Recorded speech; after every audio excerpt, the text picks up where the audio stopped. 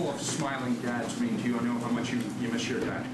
Well, I mean, it's unbelievable, especially just think about it. Your dad gets to be in the National Hockey League for 3-day games, gets to see everything you do. Everyone thinks they understand. They listen to you guys at night and they get the picture from there, but then they get the real picture inside. And they're different. The other thing I'd say to you is, what way can you thank your parents for what they've done for you? Because you wouldn't be here without parents, I can tell you that. So it's a way to share and to say thank you and you know, just enjoy it, because before long your dad's not here. And yeah, I mean, you still get to talk to him every day, but it's not the same thing. Zaitsev going to get back in today? Yeah, that's the plan. Mike, Naz was just saying he's expecting a big challenge tonight, obviously based on what Naz was saying. He expects a big challenge tonight based on what that Tavares line has done this year. What sort of challenge do you see with him? Well, they're good players. I mean, Johnny's a real good player, and Lee's a big man and a real good net front presence and a real good player, and Billy passes the puck. Elite. I mean, you know, when you look at a team, they got 3 guys with over 51 points with Barzal, and then they got Lee, has got, I think, 27 or 28 goals. They flat out are dangerous, and so we're going to have to play real well and be patient. We're going to get our opportunities, but we got to be patient. And so, you know, Naz got to do his job without the puck, and so does Patty, and so does Mitch, Haynes and guards, and then you know, the rest of us got to do our job. With all your breaks now in the past, does it feel like now the stretch drive is begun? Well, it'll be good. You know, enough breaks already, and let's get going and let's get some tempo in our game and get guys going. I thought practicing was good, and now you want to get some rhythm. You want to get feeling good and feeling good about yourself and playing well. And you know, the bottom line is it's our job as a team to put as much pressure as we can on Lou to help us. And the only way you do that, you don't do it by talking, you do it by playing. And you play well, and the better you play and the more you look like you got a chance, the more your opportunity you have for your general manager to help you. Do you feel like you need some help then? Hey, I always could use help. Never been on a team, didn't need more. Mike, typically when guys are coming up, so Dermott or Gauthier before that, how aware are you of what they're doing down at the minor league level? I assume you're not going and watching games. Do you get regular reports? Do you call the coach? So how do you know what they're going to do? Well, I'm watching games when I can. This year hasn't been as good as last year for watching games, but we also have it on in our room all the time. And they play on TV, so it's real easy. And then the other thing about it is I talk to Sheldon, I talk to Doobie all the time, and get a read on their players. And then we talk to our skills people that work with them as well. So we got a pretty good handle on what's going on. You know, got an official breakdown again yesterday on everybody on the team. So you have a pretty good understanding, and you know, you don't want to bring them up before they're ready, and usually when you do, they go down 2 or 3 times before they become an NHL player. And everyone tells you how great they are down there, and then they come up here and you find out they're not that great. So there's a big difference between speed and size, and so they usually have to figure out the league.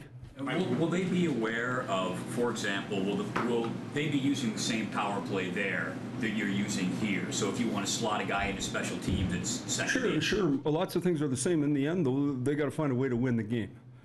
You know, and I'm about development on that team, and I'm about winning here, and they want to win there too, right? So I mean, that's the beauty of the situation, is you got to be a good player in the American Hockey League. You got to outplay a veteran guy to get the amount of ice time you want to come up here. If you can't do that there, you're not doing it here. When it comes to the trade deadline, Mike, I know that you and Ken Holland had the kind of relationship where you would solicit your opinion at times. What's it been like so far here, you know, with Lou to the same degree in terms of? Well, 100% the same way. It's, you know, Lou's great. We talk every single day, sometimes way too many times a day probably, but, you know, we talk every day, and,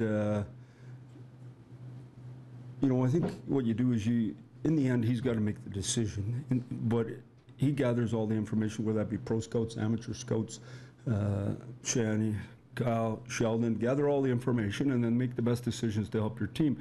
I do the same with coaching the team, and when I see Lou after, I always say to him, who did you like better than I liked? Who did you think? We do that with our coaches, we do it with everybody, because in the end, gathering information, you can't know everything, it's impossible. The other thing is, there's nothing like getting some evaluation from someone outside a little bit of what your team's doing. I do it with other coaches in the league, in other conference. You play them, and 2 days later, after one of you is not mad anymore, you go through what happened, and that's the only way. Sometimes you can't see the forest for the trees. You're in it so tight every day, and sometimes a step back is real good. So Lou's a great communicator like that and gathers information.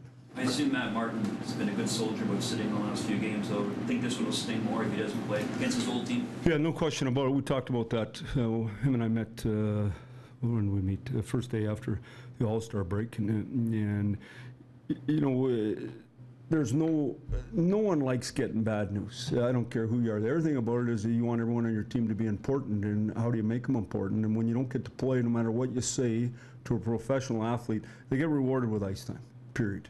And the rest is lip service, no matter what you say.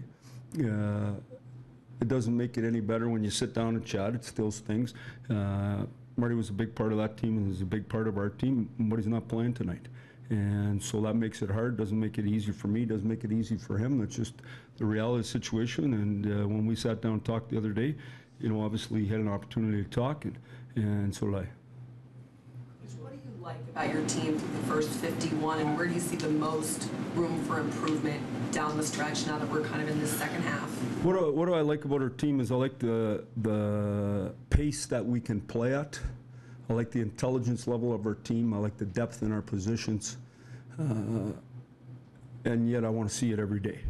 And so I really believe, I've said this for a long time now, there's another level we can get to on a consistent basis. Are we going to get to it? You and I, well, you're not going to, but the people in this room are going to watch. And we're going to see if it happens or not. I think we can get to another level of consistency, of getting after, of working hard each and every day.